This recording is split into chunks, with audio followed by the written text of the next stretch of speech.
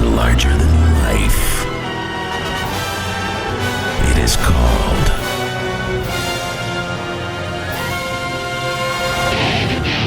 Texas high school football. Only one show can bring the greatest sport from the greatest state into focus. Lone Star Gridiron.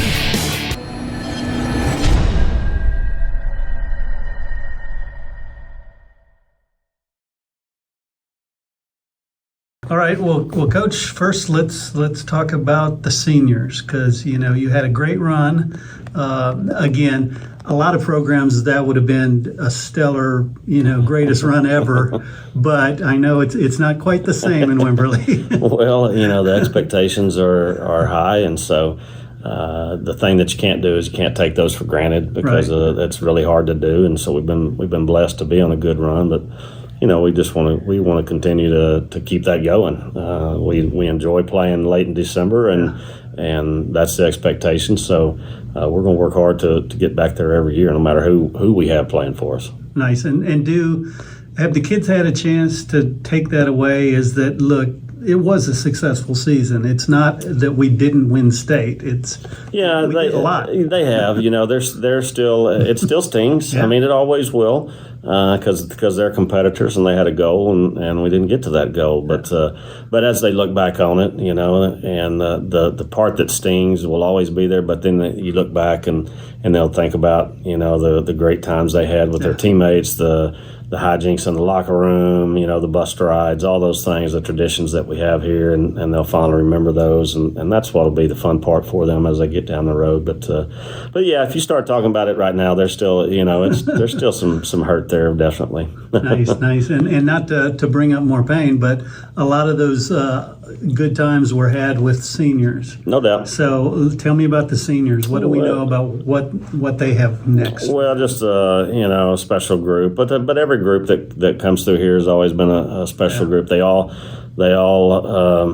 they're different in their own right, and they take reins of our team in their own way. How each group does it. This group was a lot of fun. They were goofy. They always had something going on in the locker room, some type of game or something. And so, but what you do is you look forward to them moving on to their next level, and whatever that may be, whether that be whether football's in their plans or it's not, and so we do have a few that are going on. So, Cody signed with Harding University out of Arkansas, and it's going to be a good fit for him. They're a pretty run heavy, offense, and so I think he's going to fit right into that and add to them with his the way that he can operate there. So that'll be good. Ty Thames, of course, is signed with Rice, and going to go down there and be able to go to not only one of the top academic institutions in the country, but also get a chance to play football, Division I football, while you're there. And so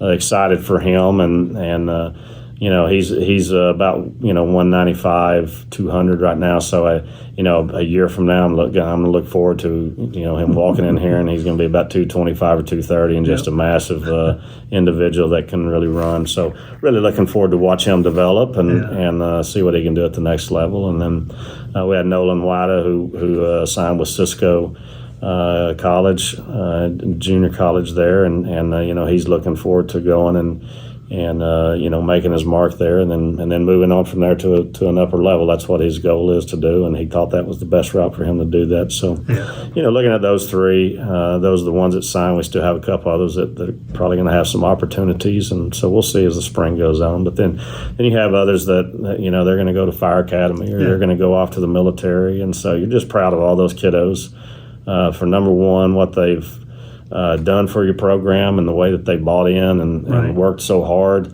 But so you like to see them go off and just turn into great young men, and when they come back, get to visit with them and see how they're turning out. Yeah, no doubt. And then what about what is going to be graduating in terms of football?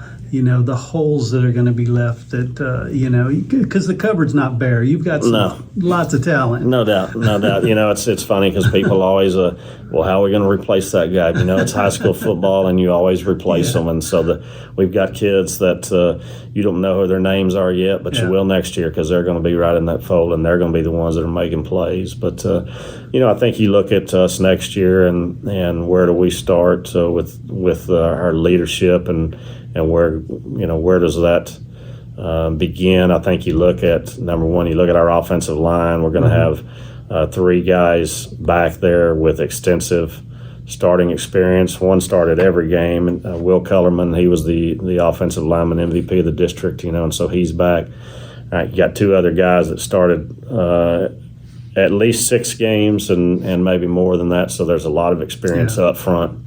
With those 3 guys, and so feel good about those, and we feel good about the pieces around them, filling them in, and who's going to be those guys. We've got 2 really good running backs that are coming back. So if you have an offensive line, a majority of an offensive line, and 2 good running backs, then that's going to take a lot of pressure off of whoever becomes our quarterback. Right. And so we're going to have a battle for that, and we have some capable young men that are going to handle that, and they'll make their own mark and set their own stamp on this program. But when you have a good offensive line and 2 good running backs, they can help a young quarterback out a lot, and so that'll be key for that. When you flip it around on the defensive side, I think you look at Cody Philips. Cody Philips has been our nose guard for the past couple of years, and he'll be back as his senior year, and so looking forward to him. And he's kind of he's going to be that guy that's going to be the foundation really of the defensive line. We have a bunch of other guys that are. They probably didn't start, but we rotate our kids a lot, and we throw them in there a lot, and so I consider them starters just because they played so much over there. But Maverick Jacobs played a ton of outside linebacker for us. Josh Hughley, played some defensive line. Hunter Kyle, so all those guys were in the mix, and so you're looking for those guys that were I wouldn't call them role players, but maybe. They got a percentage of snaps, and now they have to take big steps for us next year and fill in some of those gaps and become major players for us. But, the thing about it is that I've always found that here at Wimberly, and it's not just here, I'm sure it's everywhere, but, the kids, they'll make those big leaps from kids that were juniors that maybe weren't starters but played a lot of your roles on special teams or got some snaps here and there defensively or often wherever they play. But now all of a sudden they're thrown into a more prominent role, and boy, they flourish in that. They're confident in what they do. They know what we expect of them, and they just go out there and make plays. Nice, and I guess before we came in here, you were handing out towels to the freshmen. Good number of freshmen. Talk about overall enrollment in the program. Well, the numbers are great. I mean, we had 130 kids last year, and and freshmen on up. We'll have, roughly right about that same number next year. So the numbers are there for us. We feel like that's a really good, group of kids. Our JV and our freshmen combined, I think they lost 2 games total last year. Nice. So there are kids there that can play the game of football. The expectations are always high for them as well. And so we're looking for good things from them. I mean, these kids here, they work their tail off, and they expect to win when they walk out on the field, no matter who they play, and that goes a long way in high school football. Yeah, and talk about the district, because, it was a new district, but now you've played it a year. What do you expect there? Well, I expect the district to be better. There were some new guys in that came in, and their first year in program. So now some of those guys are going to have off seasons for the first time, a full off season, as opposed to maybe just a few weeks or just getting to know. And they'll have their staffs in as well.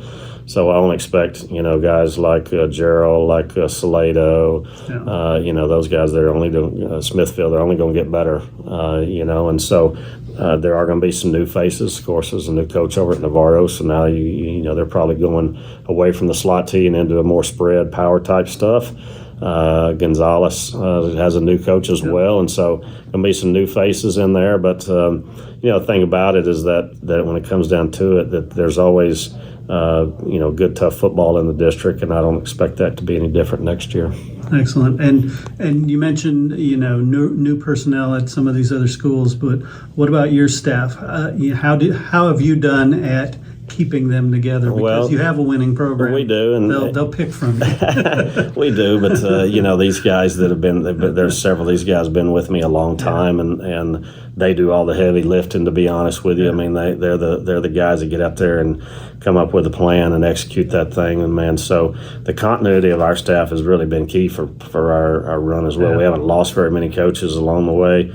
I don't think that of course it's early in spring right now. You never know, but right. I feel like we'll keep those guys around again, which is key to our success. Yeah, and is it the winning that keeps them here, or is it something you're doing in the program? What's the magic? I've seen a couple programs that have done this where they've kept the core forever. Well, I don't. I think it's a combination of things. Number one, it's a great place. I mean, It's a really good school district with a great administration. That's key. We have great support from our parents here in the district. We've got good kids that work really, really hard. And then I think the other thing is that I try to take care of those guys and whatever they need, whether it's making them feel like they're at home or letting them go to their kids' football game on a Saturday or whatever. Yeah. But really just taking care of those guys and allowing them to coach. Right? And so there's a lot of factors that go into it, but hopefully they'll stick around and they like it. And the winning is to me the winning is the cherry on top of that. That's just the byproduct of everything else. But the other thing that we do is I give those guys a lot of buy-in. I mean, I let them, our coordinators, our offensive, defensive coordinators, which both have been here a long time, and they have total control on that side of the ball, and I leave them alone. And I may ask questions or why are we doing this or make suggestions, but I let them have their say, and they run those things. And we have other coaches that are in charge of other things. So giving those guys the opportunity to grow where they're at, and then on top of that, like I said, we're at a great place. Yeah, no doubt. Well, again, best of luck this season. Look forward to doing our show again this year. It's going to be another good year. Yes, sir. Thanks for having me. Appreciate it.